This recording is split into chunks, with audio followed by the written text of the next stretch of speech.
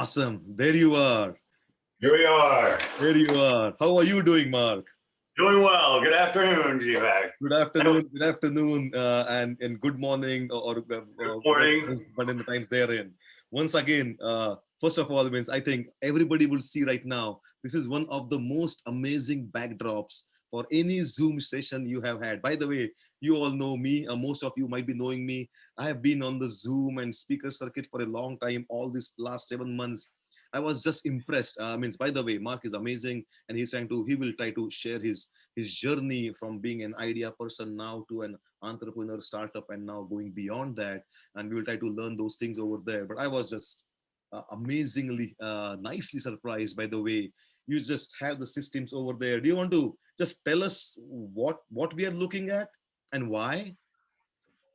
Well, obviously the purpose of this, we're all living a pandemic today. I created a product line that I started creating products years ago, but got very active 5 or 6 years ago, created one product, obviously went on the trade show circuit, realized that you've got to be in front of people. So the reason for this is we can't do that today. And we keep getting told that we're going to, and now we're starting to talk about these virtual shows. So this was my answer, and this was my solution. I have products that need to be demonstrated, and it's critical that I have roofs and gutters and things like that. So this is my answer. This is one of, if I had an Oscar to give for the best live backdrop for a Zoom meeting, I think you completely deserve that. And I can literally hear the audience clapping right now. Before we go into the details about you and your, I would say, startup journey, I hear that you were just like me when you were a kid. You drove your mom to nuts. And what was the reason that she was always worried about you and your tinkering and you taking things apart and on? Let us know about how you were when you were young. Were you like Calvin or Calvin and Hobbes kind of a person? I guess I was just always curious. I would take it apart and put it back together. I still buy products today. I might not even turn them on. I'm so curious on how they work. And I kind of go back to Doug's thing. It's like walking in nature, or it's out mowing the yard and seeing how something works and observing how the world is operating. I do the same thing. I observe everything that's driving by or flying by or whatever it happens to be. And this is what comes from it. So let's go at least a half a dozen years earlier when you were, let's say, in a way at the fork in the road where you already were doing your own businesses and you have these ideas, you're seeing some things. How did it start? And this is really a genuine question for some of our audience member who everybody in their mind has a $1 million idea. If you have an idea, how to progress from the idea to a concept to a prototype to an let's say a sellable one, a lookalike one, and then eventually production. Can you let us know what was going on in your mind when you saw some need in the market? How did you stumble upon your first invention? The first invention, I can show you sort of a version. This is it. We sold a lot of these. The whole idea of this, I owned a number of rental properties. I took on the sort of maintenance and management side of things. There had to be a simpler way to clean gutters. Nobody has come up with a simpler way to clean gutters. Everybody continues to just climb ladders. As they're climbing the ladders, I realized that there's a lot of injuries from these people falling off of ladders. So I decided I've got to come up with a solution. I'm not sure if I'm answering your question exactly, but this started 10 years ago, 15 years ago, as I had these rental properties. I experimented with different blowers. The technology continued to change. As the batteries were increased in efficiencies and became lighter and lighter, that sure helped.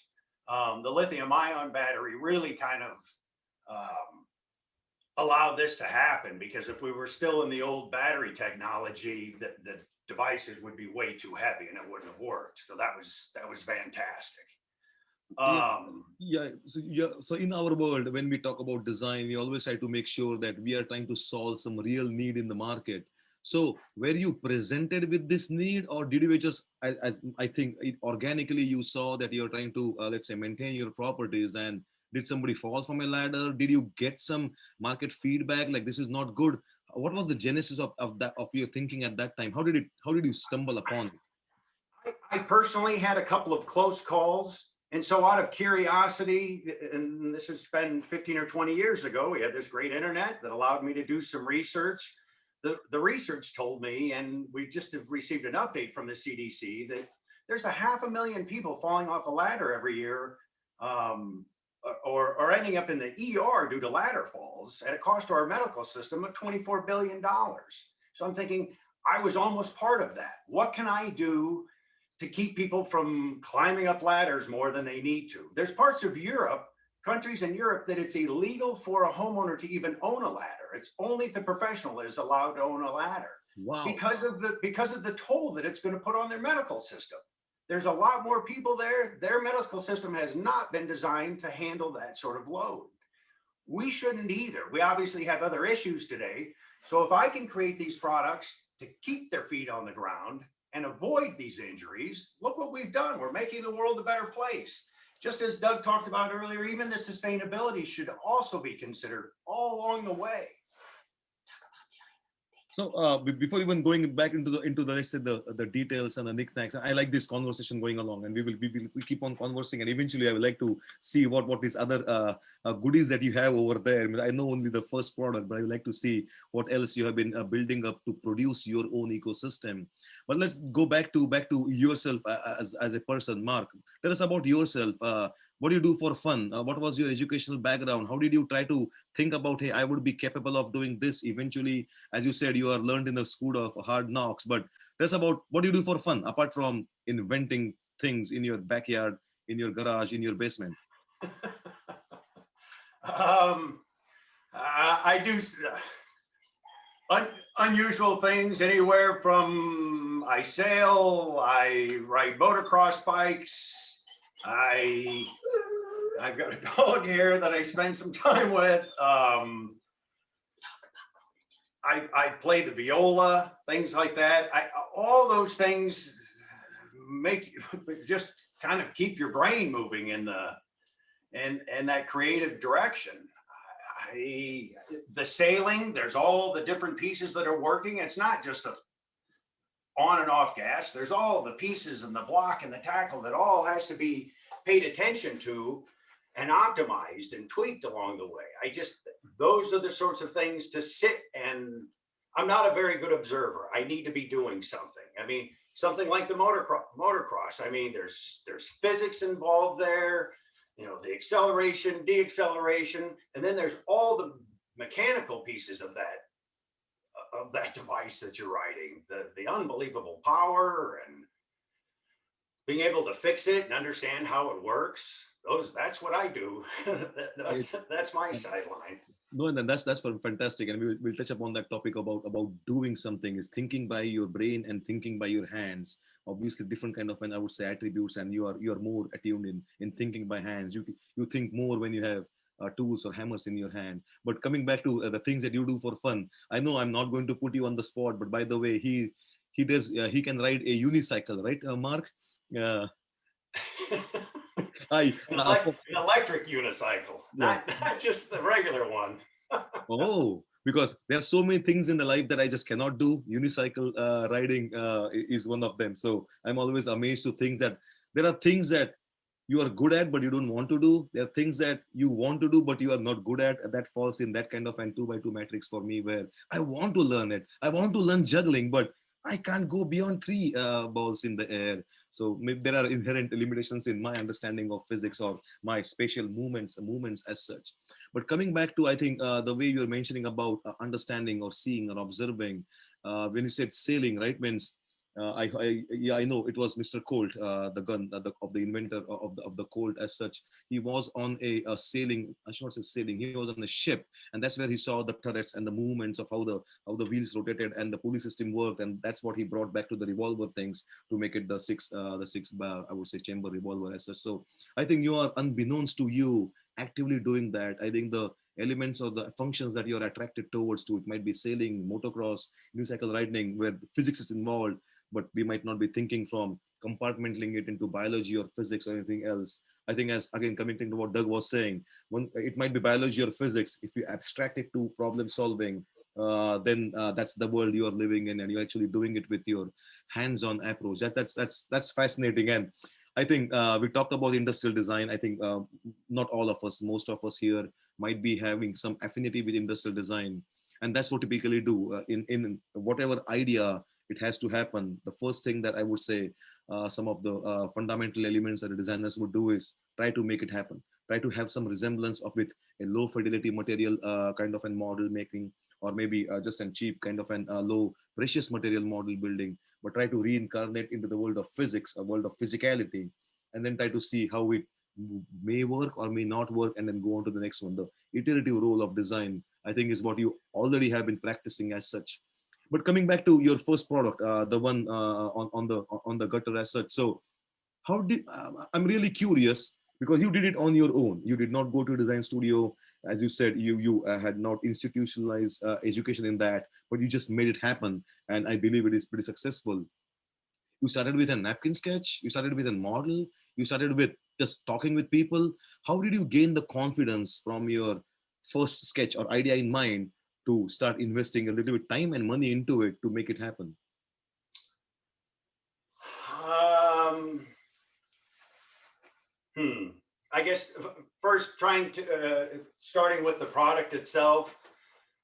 Um, I worked at, there were a number of different versions that I had created, or prototypes, if you will, that were getting the job done in respect to blowing. But as you've discussed here for the last hour, there's there needed to be something simpler to this. And again, you look around the world and see what the world has to offer, and you realize that a shape like this makes a lot of sense, especially when it comes to cleaning gutters. And the reason, for example, this shape was, one, it sets on the gutter nice and easy in this shape, but the other one is there's hangers on the gutters. And so I knew that this shape would be able to avoid those hangers and slide along the gutters. And it was also it also allowed you to not have to hold this blower in the air. I was, again, we're dealing with physics. I'm holding something in the air trying to blow the gutter. What can I set into the gutter to make this even simpler?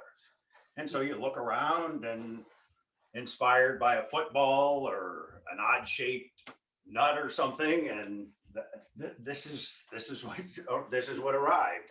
So can you give a demo? Does it have battery? Can you show for our audience what that invention is? So yeah, I'll show you what I think. Well, I'll show you with this one. This will be easier. So this is a new version, and the idea, I'll first explain it. Obviously, the idea of the shape was to avoid hangers and be able to slide in the gutter. Then you've got this nozzle on the front. This nozzle rotates, and you'll see the nozzle needs to rotate, because if I'm in the gutter, I don't know how well you can see. If I'm in the gutter this direction, you can see the nozzle needs to point that way. But then if I'm in a gutter this direction, that nozzle needs to rotate down again so that I have maximum pressure to remove the leaves. Then we put these fins on there, as you can see. So the fins will now allow you, when the pole's in the air, I can use this one. When the pole's in the air, I can use the gutter to rotate those fins. Yeah. This is a prototype, but that allows you to rotate the fins so I don't have to bring the device down. And then there's an on-off button on the top so that I can use the gutter or the soffit to push the button on, to turn the unit on and off. In this particular one, there's a high and a low. I'll turn it on low, but the idea is you turn on your... Whoa. And then you'll even notice I can come up from the bottom here.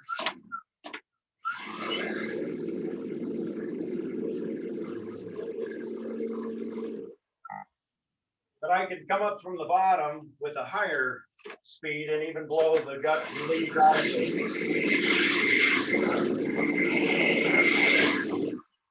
of the downside from below.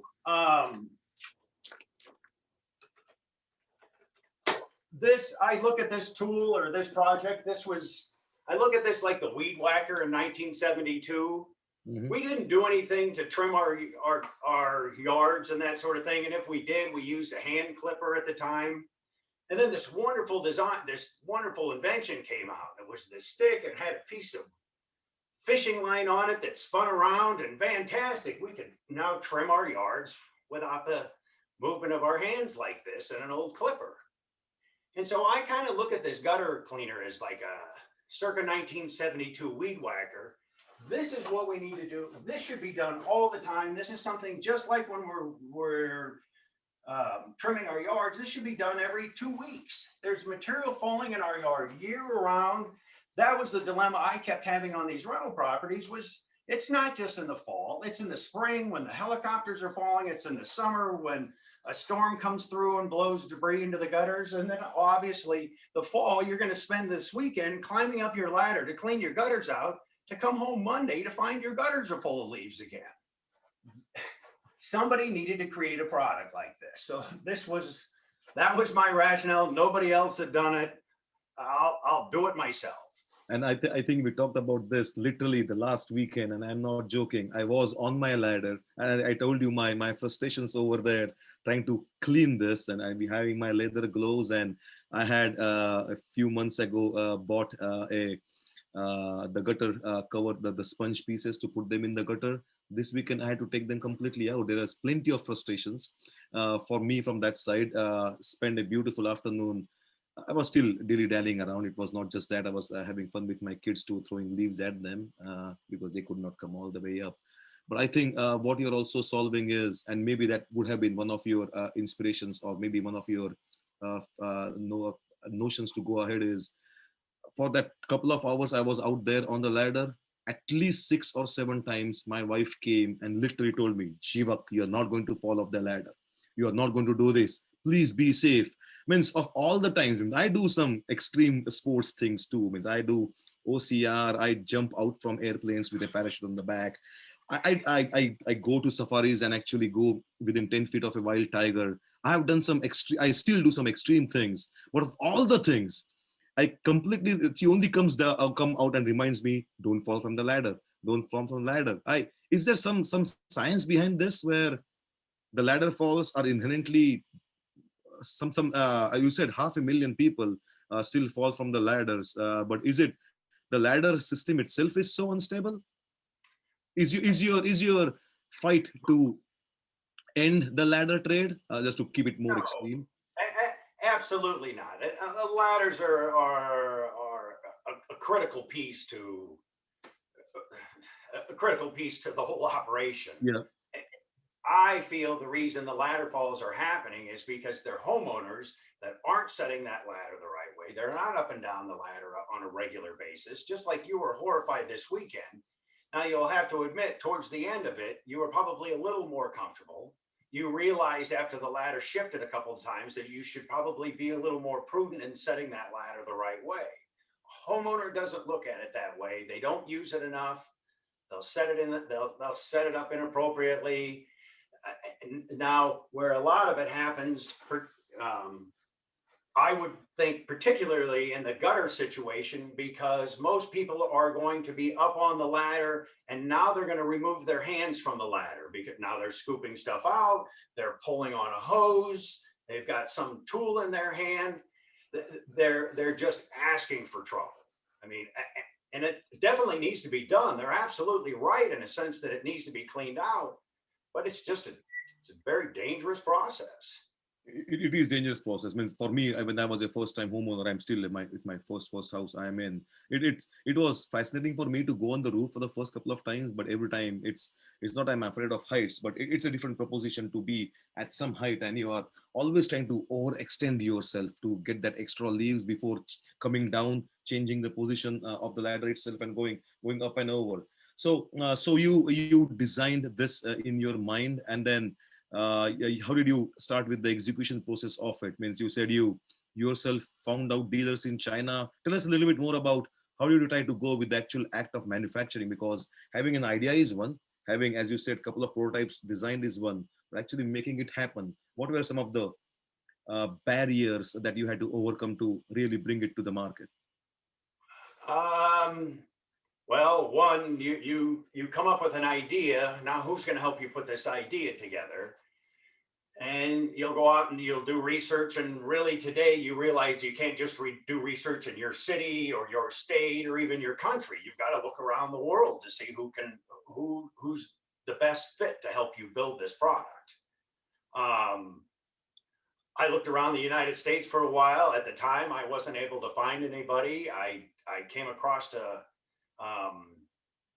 a group in China that I jumped on an airplane and went to China for my first time. Met a couple different groups there. I don't know what I was thinking. And ended up walking some factories to being introduced to the people that would potentially manufacture this. That was an interesting process. It helped to go there and learn the culture and understand, wherever I think you're manufacturing. I think it was very helpful for me anyway to go there and understand the culture, so that as I've been working with this group the last 5 or 6 years, there are times that you would question what is happening, but once you understand the culture, you might get frustrated and even question their integrity, but that's not it. It's just how certain cultures and certain groups do their build and design and do these things. So multiple trips to China. I learned all the processes and procedures. I knew a lot of this stuff from, or learned some of these things in high school and some college classes, the machining and tool and die and things like that. So I was somewhat familiar with that. So that when I went to China and had to have tooling made for some of these things, I was familiar with what needed to be done and the processes and procedures and those sorts of things. That was a good leap of faith, and to your experts also. So we talked about, I think, the little bit idea kind of in genesis. Then you worked on yourself on prototypes. You went to, let's say, China and try to make sure you get the manufacturability of it. Now coming back to the market, right, how did you choose how to go to the market? Like it might e-commerce, your factions over there at e-commerce or Amazon, or a physical brick and mortar kind of in places. How did you work with that angle, with keeping the manufacturing in idea and the volume and all those things? Let us our audience about where you finally want to sell, or how you started, and now ideally how you want to go forward in the future. So in the beginning, there's a big online company out there today that we all feel like we should be selling on, that's they're the end all, and that should be a significant part of your business plan. I would tell you, be very, very, very careful. One of the things that we did when we created the gutter cleaner, we had a lot of people that their question was, how do I know what the gutter cleaner has done? Have we cleaned any debris out of have we actually cleaned the gutter? And so we created this particular product, and it's a mirror, and you can see the mirror would easily clamp onto a pole here, and it also clamps onto our gutter cleaner. Well, we were selling this, we went to market, we were selling on Amazon as one of our vendors, and there's a protective piece of plastic on the mirror, as you can see here. And the user, there was not print on it at the time. And the user went up to use it, realized he couldn't see very well. He gave us a 1 star, and we were out of business. We lost our buy box on that particular website, never to receive it again, realizing that's probably not a good business model. We attended numerous trade shows, from the hardware show, the houseware show, two-step organizations, and came to the realization, a couple different things. One, I mean, there's a plethora of different ways to take your product to market. We personally have decided, one, we don't want to sell our product. We're not interested in selling it on that big website. We're not even interested in selling it on our own website. We personally have decided we want to take our product to the big box stores. And to do that, it's email, it's call, it's go to these trade shows and get yourself out in front of these people. Now, one of the things, and we were able to do that, we were able to acquire these vendor numbers from a couple of them. One of the things we ran into is all we had was one product. Now, we did add the mirror, and we added this Rake device, but it wasn't enough. We were still, what they look at is kind of a one-hit wonder or a one SKU vendor. It does not, it's hard to get the buyer's interest. So we went back to the drawing board, realizing that we're in the lawn and garden section. So if we're going to be in the lawn and garden section, let's try to create all our products for the lawn and garden buyer. Let's not spread ourselves across multiple buyers. Let's try to focus all our products into one buyer, into one category.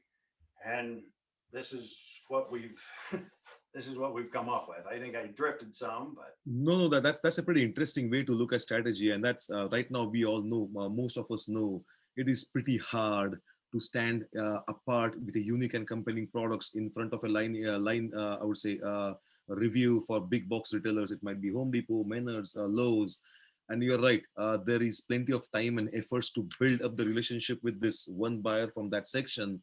And strategically wise, it makes sense that if you are in that particular section, if you are going to interact with that buyer, him or her, how to create a portfolio of products which is more inclined for that cluster, rather than trying to solve each and every need in the market, which are thousands and millions. So that's a pretty interesting part of strategically choosing which market to go into and then which market to grow into, and that is will always be hopefully a growth market.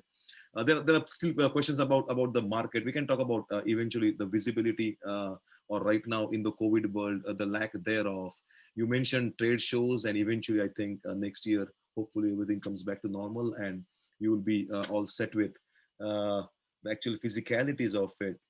But right now, I think when we all went under this stones last 7 months, working from our spare bedrooms and basements, one of the things that I think we also saw that many people, husbands and wives, started doing projects of remodeling on their house because they are there, they can manage their time, they can still manage the time and the work and repainting and rehashing and doing those things. Did you see a rise of that eventually coming to, let's say, your product portfolio, where people in a way cleaning their gutters more or ought to clean their houses and properties more? I guess I've felt that this needed to be done pre-pandemic. I did the fact that they're home more now. Maybe this gets brought to their attention. This is sort of this is one of my causes. I did real estate for many years too, and I realized the significant damage that this was causing houses. So as I say, I mean, you're trying to focus it on today. This has been going on for years and years.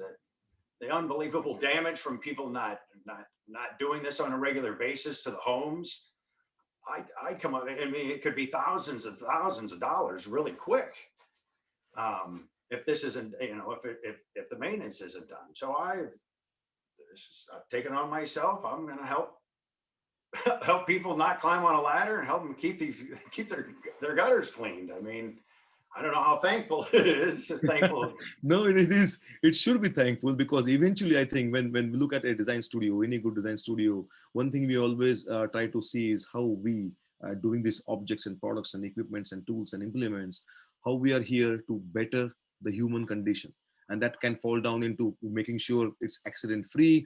A baby boomer or people who have gone up and down the ladder 1,000 times still feel maybe in 60s and 70s that they can still do that, but it might be a false positive as such. How to let them know how we can make it more safe. And apart from that, I think the main thing of the cost of ownership means the damage of the water can do for not nicely going into the gutters and even your downspouts and away from your foundation, it's a huge problem. And it's all managing how the raindrops come in, disperse around, get collected, and goes back into the infiltration of the ground. So it goes into a pretty big systemic kind of an element. And hopefully people are getting more aware from that, or eventually that might be one of the strategy or marketing elements that you can go with the cost of ownership.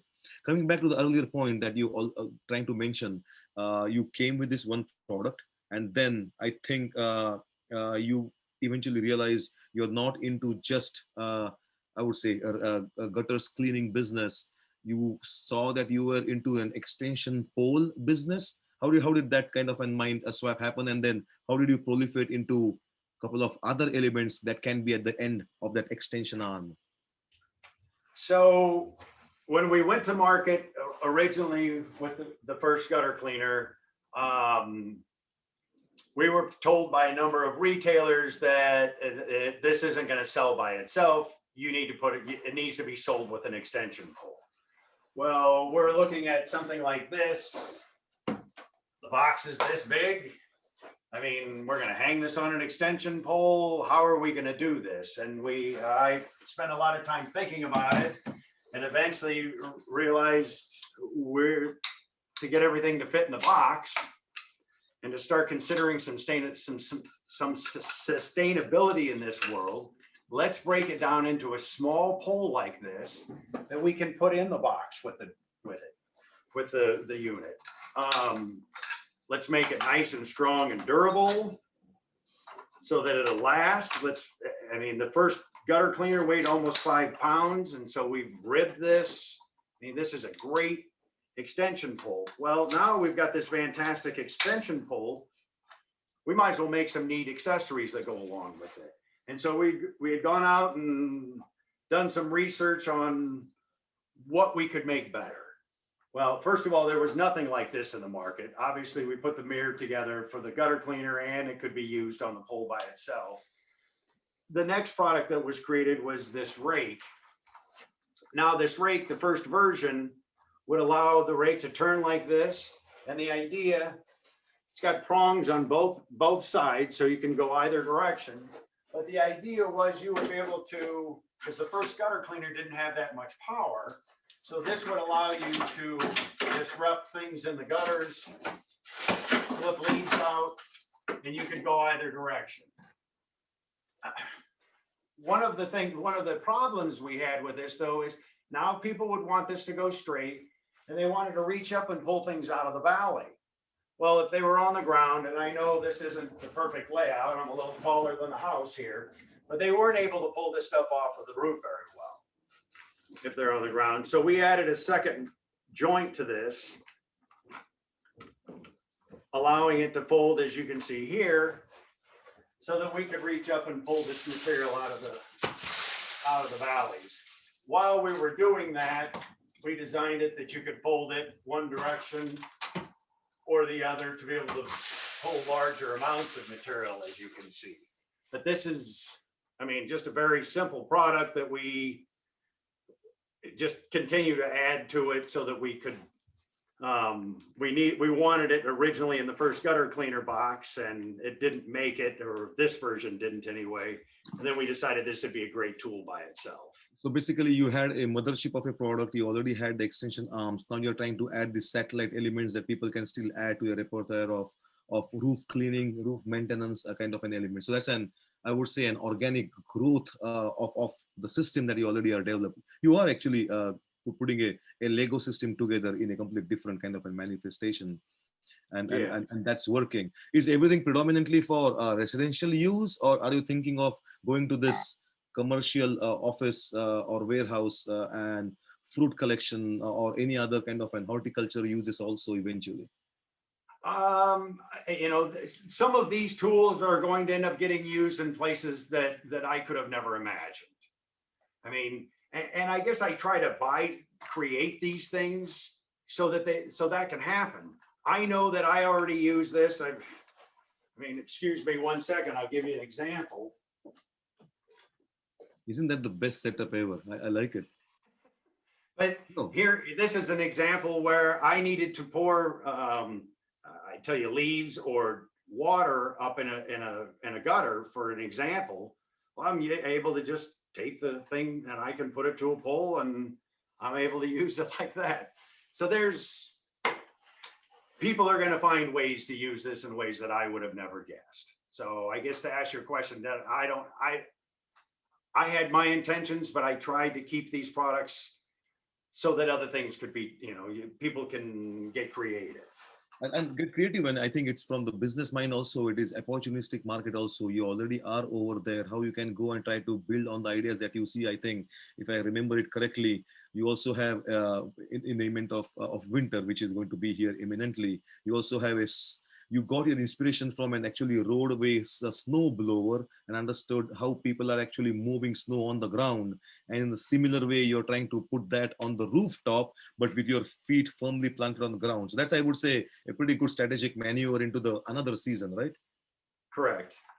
So the next product that came to mind was the snow roof rake. And if you're in Omaha or south of me, you're probably not as familiar as you would be in this product being north. What happens in the winter? And where are you? I think, Mark, let people know which city you're dialing in from. I'm in Omaha, Nebraska. So now north and south is from Omaha. So right, north of Omaha. What happens in the winter, sometimes you'll get a heavy snow on your roof, and this happens more in older homes that are poorly insulated.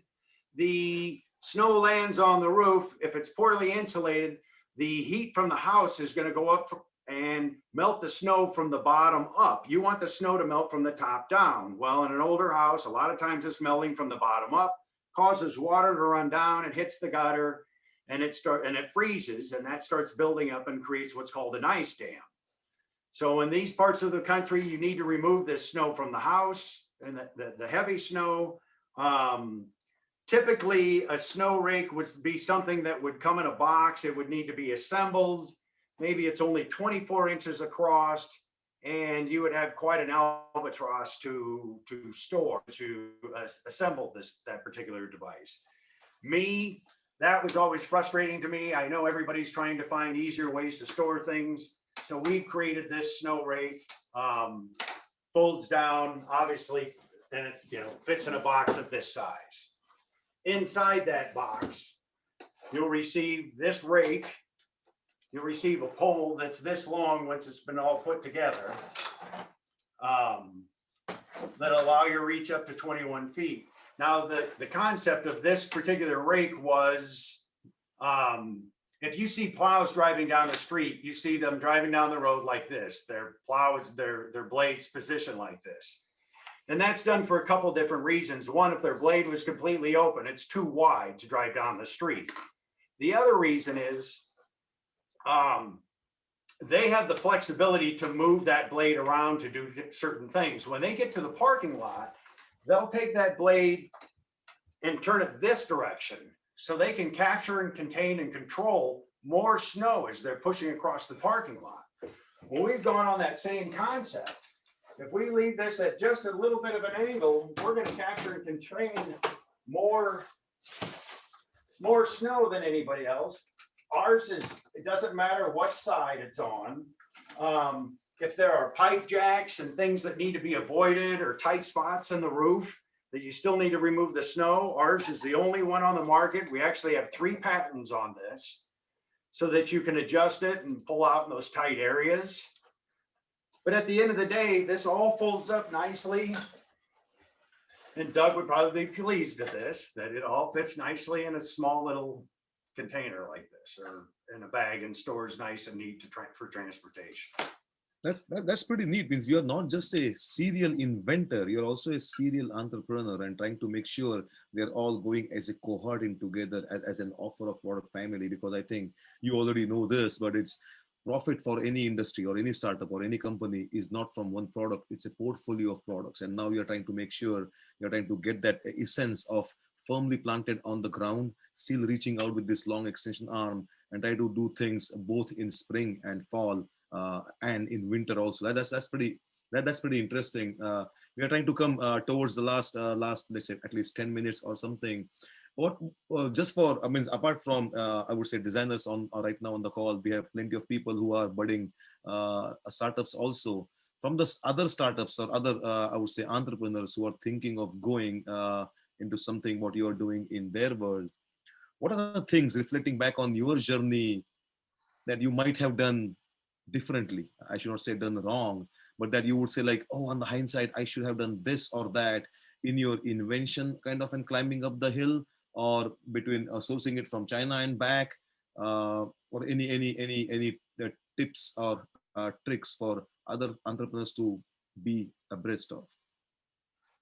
I guess one of the things I learned early on, you can have an idea, but you're not going to get the attention until you've actually built the prototype and done something with the prototype. I mean, whether you're experimenting with it, I just talked to so many people, and I think what that does is that shows true passion for what you're going after.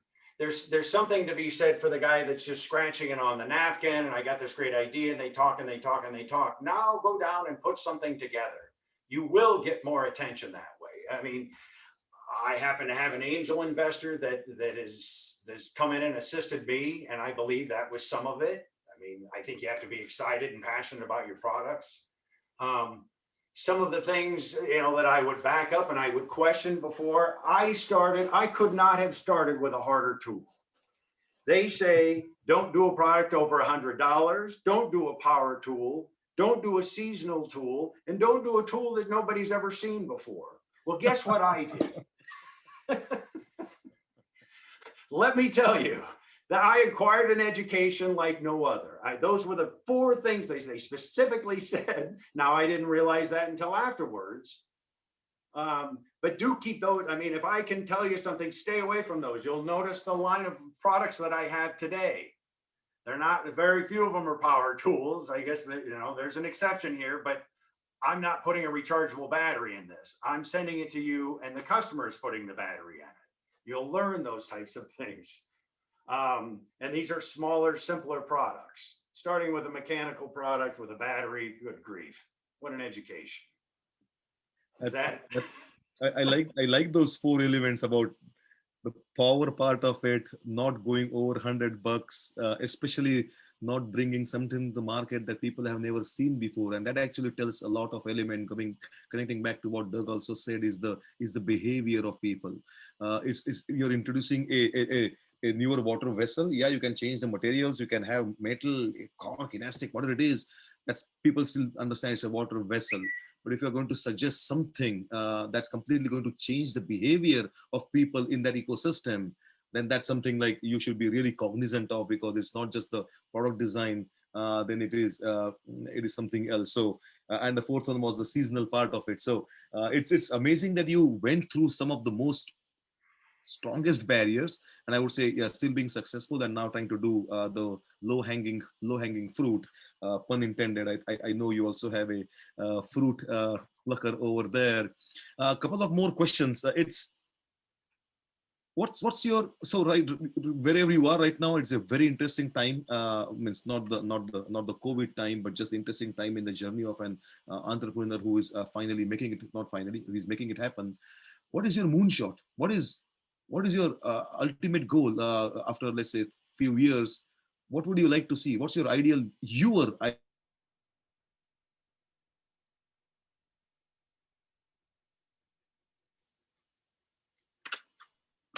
Jivek, I think you cut out for a couple seconds. Do you want to repeat that last question? Oh, okay. Sorry. So my question again is, like, right now you are where you are and you're doing some amazing things, but going forward a few years, or depends on your time horizon, what is your moonshot? Where you would want yourself to be? What is your own ideal user experience as a businessman? I got into this, I guess, where I would feel most comfortable, my moonshot. I got in this to solve problems. Everybody says you can't just invent something to invent something. You have to invent something to solve a problem, to try to help people in some way. 5 years from now, my dream would be to, drive down the street and see people on the ground using my products. My products are across the country, where we've created all sorts of, efficiencies with things like this. We're not building these big albatross boxes that don't make sense anymore. If I can get this across that, this is how something should be boxed rather than a box 10 times this size and taking up 10 times the space. If I can make that kind of an impact on the world, that would be fantastic for me. That's, I guess, 5 or 10 years from now, that I can see other people are doing the same thing. And by being here today, maybe I helped start that. I like this whole sustainability thing. I think it's fantastic. I think not just like, I think it's finally for the human species, it's going to be an inherent thing that we should be always looking at it in a big angle. Sometimes it becomes difficult when we are in the design studio consultancy element to talk about sustainability in the right way to solve the problems of what materials to list or use.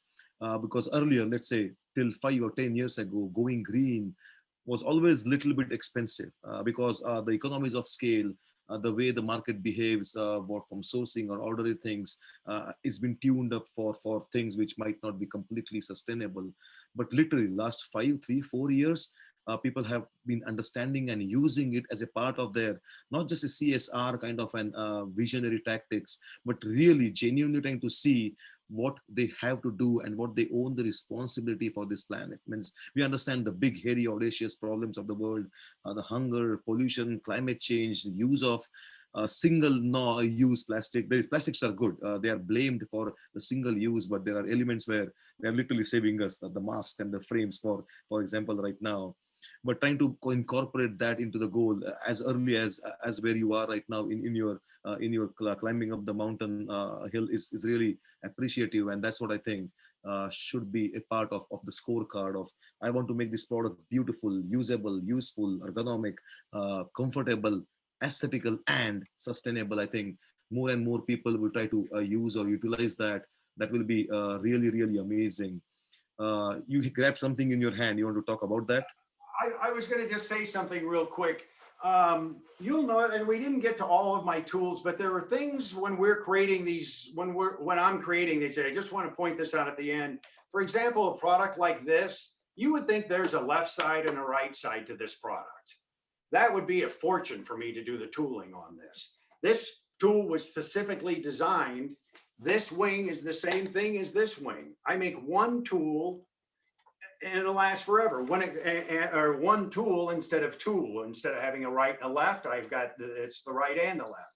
When it comes to building something, if I spent just a little extra time, look at the strength of a tool like this. I can take that, bend it, fold it back up.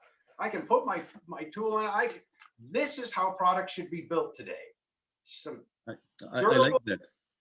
I mean, I can fold it back up. I can bend this thing almost in half. This is how things should be built today. That's my feeling. It looks like it can actually fly. No, seriously, the way you are looking at it, I know there is David Bush here on the system, and he was doing some ornithopters way earlier in his lifetime. So it just looked like that aviation element too. I know we can talk about plenty of things more. Somehow all good things have to come to an end. There is one very, very difficult question I want to throw at you. But before that, an observation. I think of all the Zooms, webinars and seminars that we have seen, you are the only one who is not wearing pajamas. You are actually dressed up as you should be, because you never know how people are and what they are doing. So I like the honesty, the authenticity of how you're just presenting it in this Zoom fatigued world. So it's refreshing to see how you have utilized. I should be doing something like this. Maybe I cannot because I do not have a plethora of products which are a harmony kind of and suite of things. But I just appreciate that thing. And now comes the most hardest question. Are you ready? I'm ready. Why did you choose viola of all the musical instruments? Why did I choose the viola? Viola, sorry, not viola. It was the most unique. It was the most unique. Nobody else played it. I had to, that's me. Were you given it by your mom and dad, or you just chose it because it is the most difficult thing to do and grapple? Well, I grew up in a house. There were 5 kids in my house. Everybody was adopted. Nobody was biologically related, so we were all very different. All 5 kids played a string instrument. And they played violins, and most of them played violin. My brother played cello. I opted for the viola. That's pretty beautiful. So any lasting words for any startups people over there, apart from your amazing way that you overcome the 4 amazing barriers. Any last words for I would say people who the thing is right now, uh, we know the truth around us. The unemployment rate is high. People are on furloughs. People are on less salaries.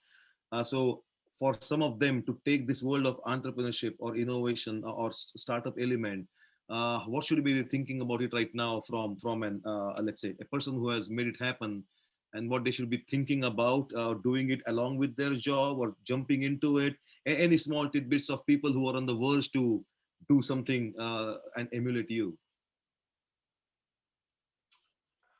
I, you've got to just get started. The first thing I would say is don't quit thinking about it and go to the garage or wherever it's going to take to get started. Don't, and odds are you're not going to be able to do it full time. You're going to have to, it's a hobby. It's going to have to be something you love and you're passionate about. And then it'll turn into, there's a good chance it'll turn into something. I mean, if you stay with it long enough and hard enough. And I would say that your biggest thing is perseverance. And you're going to have people that'll tell you you're crazy and where are you going and what are you doing, and just stick with the normal job. That's not if you're an entrepreneur, you don't do that. Yeah, I love it, because you actually touch up a nice element there. If the first time you're showing somebody your idea, if they don't say that you're crazy or the idea is crazy, your idea is not futuristic enough. So there is actually a huge amount of depth in that element. About the crazy word is always associated with crazy, but there is a good crazy also happening therein.